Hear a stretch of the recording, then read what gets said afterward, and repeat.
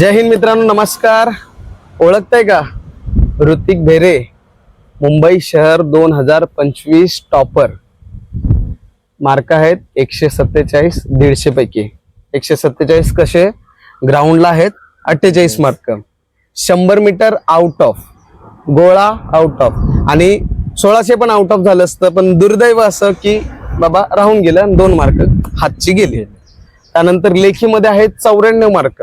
Okay, काही silly mistake झाले, 2-3 प्रश्न नवीन होते आणि 94 आले आणि 5 मार्क बोनस, एनसीसी चे बोनस, असे एकूण 147 टोटल झालेली आहे.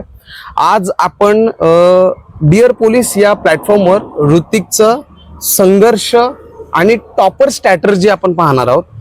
तर ऋतिक, आपण चर्चा करूया आणि या चर्चेमधून सगळ्या गोष्टी क्लिअर करूया की तू टॉपर कसं झालेला आहेस, काय तू पुस्तकं वाचली, कसा अभ्यास केला, कसं ग्राउंड केलं, कारण ग्राउंड मध्ये पण टॉपर आहे. मग याचा फायदा आपल्या पोलीस भरती करणाऱ्या आणि येणाऱ्या पोलीस भरती मित्रांसाठी देखील होणार आहे.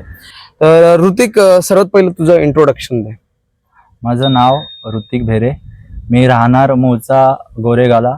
माझा जन्मही गोरेगावमध्येच झालाय, पण माझं मूळचं गाव रत्नागिरी, तालुका राजापूर आणि गाव चुना कोळवण. पण माझं इथेच शिक्षण झाल्यामुळे भरती पण मी इथूनच दिली. भरती होती ती 3री भरती होती. मी 3ऱ्या भरतीत मुंबई शहरला लागलो, 2ऱ्या भरतीत मी कारागृहाला लागलेलो. ओके, म्हणजे ओव्हरऑल तू 3 भरती दिली. पहिली भरती नॉर्मलच होती. ओके, कारण आम्ही चर्चा केलेली आहे त्याच्यामध्ये असं की बाबा भरून टाकला फॉर्म, 18 वर्ष कंप्लीट झाले होते आणि भरून टाकला फॉर्म. त्याच्यामध्ये तुझं काय अभ्यास किंवा तयारी तेवढी नव्हती. ओके, 2ऱ्या भरतीला काय झालं? 2ऱ्या भरतीला सर मुंबई शहरला 3 मार्कांनी राहिलो. थोडासा स्कोर कमी आला, सिली मिस्टेक झाल्यामुळे थोडासा स्कोर कमी आला. आणि ग्राउंड मध्ये पण जसं मनासारखं पडलं नाही, 45चं ग्राउंड पडलेलं आणि 82ची लेखी पडलेली.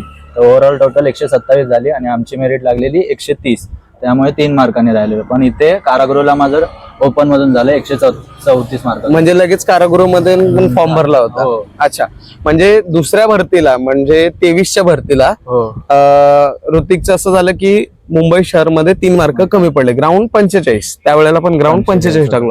पहिल्या भरतीला ग्राउंड किती टाकलं? 40च ग्राउंड टाकलं. पहिलीच भरती होती काय माहिती. आणि लेखीला पास झालेला? हा, लेखीला पास झालेला, पण स्कोअर कमी होता तेव्हा, अभ्यास पण नव्हता. तरी किती होता? 65 मार्क होते. 65 मार्क होते. हा, कारण पहिलीच भरती, कसलं काय नॉलेज नाही, कसलं काय अभ्यास नाही, एक द्यायचं म्हणून दिली. आणि मुंबईची बरीच पोरं असेच करतात बरं का, असेच उठतात आणि असेच फॉर्म भरून टाकतात.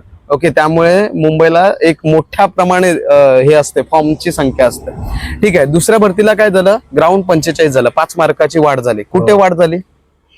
माझा गोळा आउट ऑफ गेला पहिला. Very good. गोळा आउट ऑफ नव्हता, तिथे गोळा आउट ऑफ गेला. त्यानंतर 100 माझा 10 मार्काचा पडलेला, तिथे माझं 12 मार्काचा पडलं. आणि कारागृहला तेच आउट ऑफ पडलं, त्यामुळे मला कारागृहला 48 मार्क होते ग्राउंडला. Very good. आणि त्यानंतर 1600ला माझं 18 मार्क होते. पहिल्या भरतीत पण 18 मार्क होते आणि दुसऱ्या भरतीत पण 18. अच्छा, आणि लेखीला इकडे शहरला किती पडले होते? लेखीला 82 आणि कारागृहाला 86 मार्क. 86. मला असं वाटतं कारागृहाचा पेपर तुलनेने थोडा सोपा होता का दोन्ही सेमच होते? म्हणजे दोन्ही सेमच होते, म्हणजे त्यांची काठिण्य सेमच होती, पण थोडंसं सिली मिस्टेक झालं, त्यामुळे दोन्हीकडे स्कोर कमी आला. म्हणजे मनासारखा पेपर गेला नाही. पण तरी कारागृहाला सिलेक्शन झालं आणि मुंबईला 3 मार्कांनी हुकलं. आता जन्म झालेला आहे मुंबईला, राहतोय मुंबईला, लहानाचा मोठा मुंबईला झालाय, तर फॉर्म दुसरीकडे कुठे भरू शकत नाही. कारण माझ्यासारखंच आहे, माझा पण जन्म इथेच आहे. ओके, त्यामुळे मी पण इथेच लहानाचा मोठा झालो आणि इथेच फॉर्म भरून टाकलो. कारण आपल्या जिल्ह्यात लागणं ही सर्वात महत्वाची आणि मोठी गोष्ट असते. कारण कसं असतं, भविष्यात आपली फॅमिली असते, सगळ्या गोष्टी असते आणि आपण आपल्याच जिल्ह्यात राहतो ना, तर मग ते सगळ्यात बेस्ट असते, आहे की नाही? जास्त ओढाताण नसते, सुट्ट्या घ्या ना, गावाला पळा, सुट्ट्या परत पास होत नाही, खूप सारे प्रॉब्लेम्स आहेत मित्रांनो. पण आपल्याच जिल्ह्यात झाले ना की आपण किंगच असतो. मग तुझं असा प्लॅन होता की बाबा आपण मुंबईतच यशस्वी झाले पाहिजे. मग तू कारागृहाला जेव्हा तुझी जॉईनिंग झाली किंवा कारागृहाला तुझं सिलेक्शन झालं, तर मग तू पुढची स्ट्रॅटेजी कशी ठेवली? म्हणजे पुढे असं काय केलं की तू मुंबई शहरालाच सिलेक्ट व्हावं हे टार्गेट ठेवलं? तर कसं झालं, माझं इथे 3 मार्कांनी राहिलो आणि कारागृहाला माझं ओपन मधून सिलेक्शन झालं. तिथे कुठे थोडाफार आनंदाचा पण क्षण होता, कारण कारागृहाला आपलं जेल पोलीसला झालेच आहे आणि शेवटी सरकारी सेवक झालोच आहे. वर्दीचं स्वप्न पूर्ण झालेलं. बरोबर. ते मनाला थोडंसं होतं, पण एकीकडे कसं झालं, जेल पोलीसला थोडंसं जॉईनिंग लेट झालं, त्यामुळे थोडंसं खच्चीकरण झालं. कारण जास्त थोडंसं 6 महिने लागले थोडंफार जॉईनिंग वगैरे व्हायला. पण मी तिथे काय केलं की मी अभ्यास सोडला नव्हता, मी अभ्यास कंटिन्यू ठेवला आणि मुंबई शहर म्हटलं की आता इथे 3 मार्काने राहिलोय ना, पुढच्या वेळेस असं टार्गेट ठेवायचा 45+ लेखी, 90+ स्कोअर लेखीला घ्यायचा आणि 45+ ग्राउंड. 45+ ग्राउंड, 90+ लेखीला घ्यायचे आणि आपल्या जिल्ह्यातच व्हायचं, टॉपरच व्हायचं. टॉपरच व्हायचं. हा, मग असं मी ऐकले की जेल पोलीसला आपण सिलेक्ट होतो तर तिकडे वेळ मिळत नाही, मग हे खरं आहे का? हो सर, म्हणजे कसं थोडाफार ड्युटी करून अभ्यास करणं आणि असं नॉर्मल अभ्यास करणं याच्यामध्ये थोडाफार फरक आहे. फरक आहे. Obvious. कारण ड्युटी करून तिथे 8 तास ड्युटी करून मग थोडासा अभ्यासाला वेळ कमी भेटायचा, पण कसा अभ्यास आधीपासूनच झालेला होता, त्यामुळे कसं तिथे 6 ते 6 तास अभ्यासाला वेळ भेटायचा, त्यात पण फक्त पेपर आणि रिव्हिजन वरती जास्तीत जास्त भर. हा, कारण पहिल्या 6 महिन्यामध्ये तुझा अभ्यास झाला होता आधीपासून. आता हा झाला तुझा संघर्ष. आम्हाला आता तू टॉप कसं केलंय हे समजून घ्यायचं. आता टॉप करताना काय लागते बाबा? कुठले बुक लिस्ट घेतले, कुठली अकॅडमी लावले, कुठली टेस्ट सिरीज लावले, कुठला क्लास लावलाय, कसा अभ्यास केलाय, कोणाच्या मार्गदर्शनाखाली अभ्यास केलाय, कोणी गाईड केले, ह्या सगळ्या गोष्टी आम्हाला जरा समजून घ्यायचंय. सर्वप्रथम तर ते मी GS सांगतो.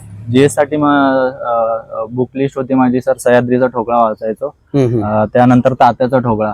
सह्याद्रीचा ठोकळा एकदम चांगला पाठ झालेला, त्यामुळे थोडंसं ऍडव्हान्स करायचं होतं, त्यामुळे मी तात्याचा ठोकळा पोलीस भरतीचा युज करत होतो. त्यातून फक्त विज्ञान आणि अर्थशास्त्र सोडलं की बाकीचे सगळे सब्जेक्ट चांगले करून ठेवले. आणि त्यानंतर मग मॅथ्स रिझनिंग साठी मी सुशील कोरे सरांची बॅच लावलेली सुरुवातीला, ते पण. अच्छा. त्यातून माझं मॅथ्स रिझनिंग एकदम चांगले झालेलं आणि रेफरन्स साठी मी सतीश वशे सरांचा बुक वापरत होतो. आणि मराठीसाठी बाळासाहेब शिंदे वापरत होतो. आणि शब्दसंग्रहाचा भाग आहे जो म्हणजे माझा जास्त चुकायचा, ते सह्याद्री मधून केलेलं, कारण सह्याद्रीमध्ये ते एकदम चांगलं सांगितलेलं, थोडक्यात सांगितलं, एकदम चांगलं सांगितलं, मग ते प्रश्न सगळं चांगलं पाठ करून टाकले.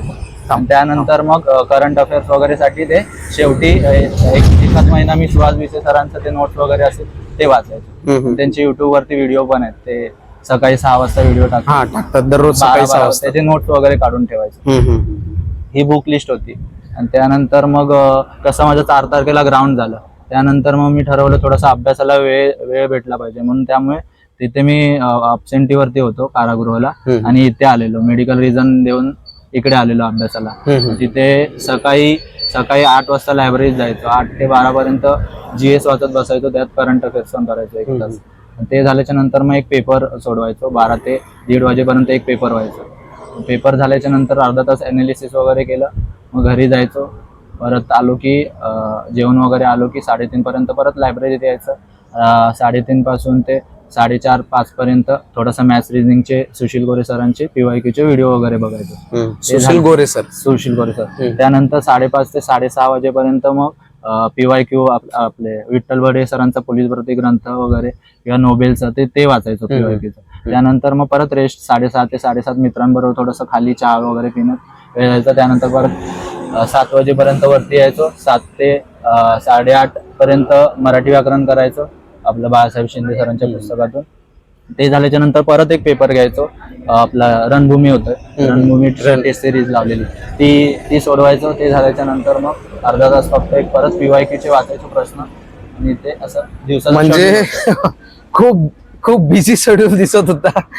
ओके, काय गोष्टी मी तर ऐकतच राहिलो की काय गोष्टी आहेत. मग आता हा होता स्ट्रक्चर. आणि पेपर टेस्ट सिरीज रणभूमीची लावली, रणभूमी अकॅडमीची टेस्ट सिरीज लावली होती आणि PYQ अनालिसिस. आणि सकाळी पण पेपर सोडवला तर कधी कधी PYQ पेपर सोडायचे, म्हणजे आताचे लेटेस्ट झालेले असतील ना त्यातला एक पेपर सकाळी सोडवायचा आणि संध्याकाळी रणभूमी. म्हणजे डेली अशा प्रकारे शेड्यूल होता. बघा, टॉपरची स्ट्रॅटेजी समजून घ्या. आता ग्राउंड मध्ये नेमकं असं काय झालं की 100 आउट ऑफ आलेला आहे, कारण मरोळमध्ये गेल्या वेळेस एवढ्या कंप्लेंट आल्यात, पोरांना 100 मार्क मध्ये मार्कच पडत नव्हते. ओके, 100 मीटर मध्ये त्यांना 6 मार्क, 8 मार्क, 10 मार्क अशा प्रकारे मार्क पडत. तिकडे तू आउट ऑफ कसं काय घेतला? सर 100 मीटर म्हणायला गेलं ना, 100 मीटरला मेन स्टार्ट असतो. पहिला सुरुवातीला माझा स्टार्ट वगैरे काहीच चांगला नव्हता, मग मी आहे ना जास्तीत जास्त स्टार्ट वरती फोकस केलं. मग त्यासाठी आहे ना 30 मीटर, 60 मीटर, 90 मीटर याची स्लाइड मारायचो, 3-3चे रिपिटेशन मारायचो. त्यानंतर स्टार्टसाठी ते रबरचा वर्कआउट करायचं, रबर घेऊन स्टार्टची प्रॅक्टिस करायची. म्हणजे जास्तीत जास्त फोकस मी स्टार्ट वरतीच केलेला, कारण एंड माझा खतरनाकच होता. त्यामुळे जास्तीत जास्त फोकस मी स्टार्ट वरती केला. आणि त्यानंतर मग मी एबीसी वर्कआउटची भर दिली त्यावरती. आणि त्यानंतर मग 30, 60, 90 तर करतच होतो. आणि हफ्त्यातून 2 दिवस मी 100 साठीच काढायचो, आणि त्यात फक्त 1 दिवस हिल किंवा स्टिअर्स मारायचो वेळ भेटला तर. कधी कधी ड्युटीवरती असताना असं व्हायचं की स्टिअर्स पण भेटायच्या नाही, तर आम्ही काय करायचो, मेट्रो स्टेशन वरती जाऊन शिड्या वगैरे मारायचो. म्हणजे 100ला आपण चांगले मार्क पाहिजे असेल तर काय केलं पाहिजे, एक हिल रनिंग केलं पाहिजे Hill आणि running एक किंवा steer. पायऱ्या मारतात, पायऱ्या आपण मारतात. मराठीमध्ये त्याला पायऱ्या पायऱ्या म्हणतो. ठीक आहे, पायऱ्या मारणे हे केलं पाहिजे. त्यानंतर तुझं स्टार्टिंग वर तू जास्त फोकस जास्त दिला, focus. रबरची एक्सरसाइज वगैरे केली. मी तुम्हाला एक वेगळ्या व्हिडिओच्या माध्यमातून दाखवून देईन, कारण इथे आता प्रॅक्टिकल दाखवणे ते शक्य नाहीये. ओके, रबर एक्सरसाइज केली स्टार्टिंग साठी, कारण तुमचं स्टार्टच व्हेरी इम्पॉर्टंट आहे. ठीक आहे, आता गोळ्याबद्दल तर सांगायची गरज नाही, पण तरी एक गोळा तुझा कसा आउट ऑफ, म्हणजे याच्या आधी पण आउट ऑफ होता की कसं? नाही, पहिल्या भरतीत सर मी खूप प्रयत्न केलेला, पण तेव्हा आउट ऑफ नव्हता गेला, 12 मार्काचाच गेलेला. पण नंतरच्या भरतीत ठरवलं पहिला गोळा आउट ऑफ करायचा, कारण 45 ग्राउंड पाहिजे तर तुमचा गोळा आउट आउट ऑफच ऑफ पाहिजे. बरोबर आहे. आणि जे पण 45-48 वाले पोरं असतात ते पहिला गोळा आउट ऑफ करून, म्हणजे तो गोळा आउट ऑफ बाजूला करून ठेवला की फक्त नंतर इव्हेंट 2 इव्हेंटला लक्ष द्यायचं तुम्हाला, 100 मीटर आणि 1600 मीटर. पण 1600 मीटर कडे मी एवढं लक्ष नाही दिलं. 100 मीटर कारण माझं चांगलंच होतं आणि ते आउट ऑफच करायचं होतं मला, त्यामुळे मी 100 मीटरला लक्ष दिलं. ते गोळ्यासाठी मी सुरुवातीला जेव्हा करत होतो तेव्हा 90 सूर्यनमस्कार मारायचो, 30-30चे असे सेट मारायचे, 3 सेट मारायचो, आणि 20चा एक पुशअपचा सेट मारायचो. त्यानंतर ते रबरचा वर्कआउट वगैरे करायचं. ते गोळा, कारण फक्त सर गोळा टाकून जात नाही तसं, त्यासाठी वर्कआउट वगैरे केला ना गोळ्याचा प्रॉपर, तर गोळा 100% आउट ऑफ जातो. येस, अजून त्यासाठी फक्त असं काय नाही की खूप सारी जणांचं असं असतं की हाईट आणि बॉडीज पाहिजे, बारीक पण टाकतात. त्यासाठी प्रॉपर तुमचा झटका असेल, तुम्हाला वर्कआउट वगैरे माहिती असेल काय करायचं, तर 100% गोळा 1 ते 1.5 महिन्यात आउट ऑफ जातो. बरोबर आहे. तर तुम्ही बघा टॉपर स्ट्रॅटेजी काय काय सगळ्या गोष्टी एकदम बारीकाईने बघाय. तुम्हाला हा व्हिडिओ 2, 4, 5, 6 जेवढं टाइम बघता येईल तेवढं बघा आणि सगळं समजून घ्या की कसं ऋतिकने ग्राउंड 48 आणि लेखी 94 घेऊन गेलेला आहे. ठीक आहे, अजून ऋतिक आपली पोलीस भरतीची पोरं तयारी करतात, ह्यांना तू असं काय कानमंत्र देऊ शकतो की ते यशस्वी होतील? टॉपरच नाही व्हायला पाहिजे पण यशस्वी होतील, असं काय कानमंत्र देऊ शकतो? सर मी कधीच ठरवलं नव्हतं की मला असं टॉपर वगैरे व्हायचं, मला फक्त माझी एक जागा काढायची होती आणि आपल्या जिल्ह्यातच व्हायचं होतं. बरोबर, मी कधीच ठरवलं नव्हतं की मला टॉपर वगैरे व्हायचंय, पण देवाच्या कृपेने झालं, चांगली गोष्ट आहे. आई वडिलांची पुण्याई आहे, आपली मेहनत आहे आणि नशिबाचा 1% भाग, एकच नशिबाचा 1% भाग, आणि ते आशीर्वाद आहे आपल्यावर झालं. मग आता कानमंत्र काय देशील? सर मी फक्त एकच सांगेन, जे पण आता माझे भरती करणारे मित्र, खूप सारे जणांनी मला मेसेज केला, त्यांना मला काही जणांना रिप्लाय पण करता आला नाही. आता तो युट्यूबच्या माध्यमातून ते पण व्हिडिओ बघतील आणि त्यांना पण मार्गदर्शन भेटेल, आपण सगळ्यांपर्यंत पोहोचून देऊ.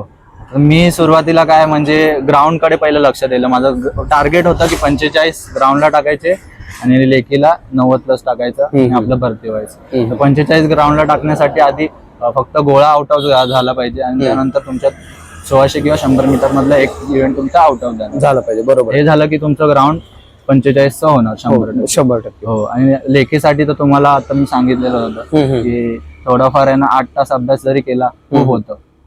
फक्त थोडस दिवसाचं नियोजन प्रॉपर केलं की 90 स्कोर आपला चांगला आरामात होतो. म्हणजे 2-3 गोष्टी सांगायच्यात. सर्वात पहिलं 8 तास अभ्यास करा, जास्त टाइम पण बसू नका. कारण काय होतं माहितीये का, आपण फिजिकली बसतो, मेंटली बसत नाही. ठीक आहे, मी माझ्या प्रत्येक व्हिडिओ मध्ये बोलत असतो. दुसरी गोष्ट, सगळं नियोजनबद्ध ठेवा. नियोजन हटला म्हणजे दुर्घटना घटली. बरोबर, नियोजन ठेवा. आणि तिसरी गोष्ट म्हणजे सातत्य ठेवा. ऋतिकचं असं झालं मित्रांनो, तुम्हाला सांगतो 6 महिन्याचा जो गॅप पडला ना, पण ह्या पोराने सोडलं नाही, तर कंटिन्यू अभ्यास केला आणि त्याचाच फायदा असा झाला की जेल पोलीसला फक्त तुझ्याकडे रिव्हिजनचाच भाग राहिला. म्हणजे समजा जर तू ते 6 महिने असे विचारातच घालवलं असतं, मला कधी भेटेल, माझे सगळे मित्र ट्रेनिंगचे फोटो पाठवतायत, व्हिडिओज पाठवतायत, म्हणजे तू जर ह्याच्यामध्येच अडकून राहिला असता आणि अभ्यास नसता केला तर तुला जेल पोलीस मध्ये काही करता आलं नसतं. म्हणून मित्रांनो, तुमच्या बरोबर पण बऱ्याचशा वेळा नेगेटिव्ह गोष्टी घडलेल्या आहेत. तुम्ही पण एका दुसऱ्या मार्काने फेल झालेले आहेत किंवा या भरतीमध्ये तुमचं काम झालेलं नाहीये. मित्रांनो, त्याचा वाव करत बसू नका. ओके, जे झालं ते झालं, तुमच्या हातात काही नाही. आता तुमच्या हातात काय, उद्याचा दिवस. त्याला जर तुम्हाला परफेक्ट करायचं असेल तर सगळं टाका वाळीत आणि सुरुवात करा अगदी 0 पासून. आणि जसं ऋतिकने म्हटलंय, तुम्हाला एक शेड्यूल बनवायचं, एक नियोजन बनवायचं आहे. 8 तास डेली, दररोज, सातत्य तुटता कामा नये. अशा प्रकारे जर तुम्ही तयारी केली, ऑब्व्हियसली आपण 100% टॉपर होऊ शकतो. आणि ग्राउंड मध्ये चांगले मार्क पाहिजे असेल तर 2 इव्हेंट कुठलेही आउट Out ऑफ of पाहिजे. एक गोळा तर 100% आउट ऑफ पाहिजेच. आणि ऋतिकचं 100 मीटर चांगलं होतं म्हणून त्याने 1600 वर जास्त लक्ष नाही दिलं. ओके, आणि तोच फायदा झाला की बाबा 100 आउट ऑफच्या आउट ऑफ पडला. आता तुम्हाला 100 मीटर आउट ऑफ जात नसेल, जसं माझं होतं, मला 100 मीटर आउट ऑफ जात नव्हतं. माझं जास्तीत जास्त 12 मार्क भेटत होते, पण माझं 1600 आउट ऑफ होतं. आणि मी 1600 वर टार्गेट ठेवलं होतं. म्हणजे काही हो, आता गोळा आणि 1600 आउट ऑफ झालं पाहिजे. आणि 100 मीटर जे आहे ते 12 मार्क, असे आपले काहीतरी 47च्या आसपास मार्क आले पाहिजे, असं माझं मुळात टार्गेट होता. ऋतिक पण तेच म्हणतोय, तुम्ही कुठलेही 2 इव्हेंट आउट ऑफ करा आणि तिसरा इव्हेंट तुम्ही 10 मार्काचा जरी घेतला तरी 45 मार्क होते. 45 मार्क होते. समजतं मित्रांनो? तर हे आहे टॉपरची स्ट्रॅटर्जी, ही आहे टॉपरच्या अभ्यास करण्याची पद्धती आणि ग्राउंड करण्याची पद्धती. हे तुम्ही फॉलो करा आणि 100% यशस्वी व्हा. ओके ऋतिक, तुला पुढच्या वाटचालीसाठी खूप खूप शुभेच्छा. Thanks, डिअर पोलीस सगळे तुझ्यासाठी प्रेयर करते की तू चांगलं ट्रेनिंग करावं आणि याच्या पुढे तुझी जे PSI चे जे स्वप्न आहेत ते तू पूर्ण करावं. आणि लवकरच आपल्याला PSI म्हणून तुझं एक इंटरव्ह्यू पुन्हा द्यायचं आहे. नक्कीच सर. तर ऋतिकला आपण ऑल द बेस्ट करूया. आता ऋतिक लवकरच ट्रेनिंगला जाणार आहे आणि ऋतिक कडून ज्या काही गोष्टी अजून भेटत जातील त्या आपण तुमच्यापर्यंत पोहोचवण्याचा 100% प्रयत्न करूया. ओके, थँक्यू, जय हिंद.